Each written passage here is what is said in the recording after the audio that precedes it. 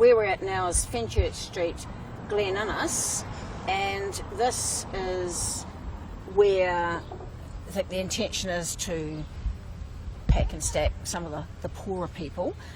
The thing is, in this Tamaki area, which is Glen Innes, Point England and Panmure, there are poorer communities, and the scam was that they were going to help regenerate the community, do things for the poorer people. But it's actually been a $1.6 billion scam, because the real intention is not regeneration, it's gentrification. They don't want to look after the poor people, they actually want to look after rich private property developers and wealthy who want to clear state tenants of prime real estate.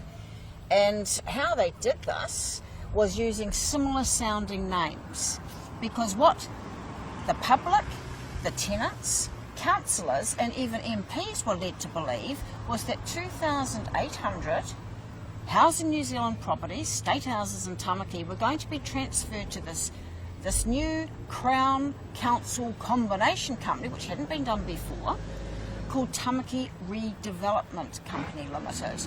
59% Crown and 41% Council. With its 27-page constitution making all the right noises about looking after the community and regeneration, blah, blah, blah, except they didn't get one house. I was the one that found out that who owned Nikki Roti's house at 14 Taniwha Street, and she's the directly affected state tenant who's made the firm stand, refused to sign anything, refused to move. And what we found out was that Nikki's property was owned by Tamaki Regeneration Limited. Different company, 100% owned by the Crown, 7-page constitution, their job, none of the nice social good stuff. It's all about looking after property developers and investors. And that's the scam. Because I've just recently got an Official Information Act reply from the CEO of Tamaki Regeneration Limited, and what we've been told is they will not state how much these private property developers have paid for each and every former Housing New Zealand property. They're saying it's commercially confidential. Excuse me? State housing is arguably the biggest state asset, and it's public property.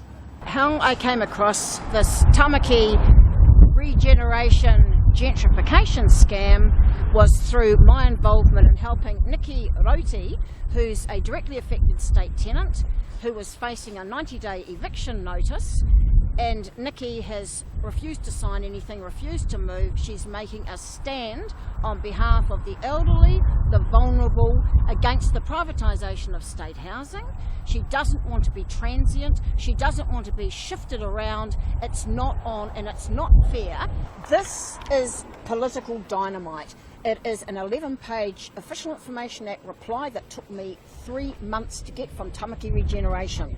7,500 additional houses were to be built. And the total to date of how many houses have been built, as at the 9th of August 2017, 213 new mixed tenure houses have been delivered. Blah, blah. This total is made up of 92 new social houses, 39 new market affordable houses and 82 new private market houses.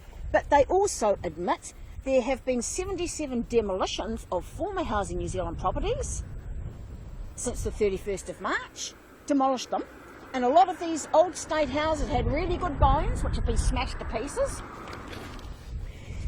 Please detail exactly how much money private property developers paid for each and every former Housing New Zealand property in the area covered by the Tamaki Redevelopment Project.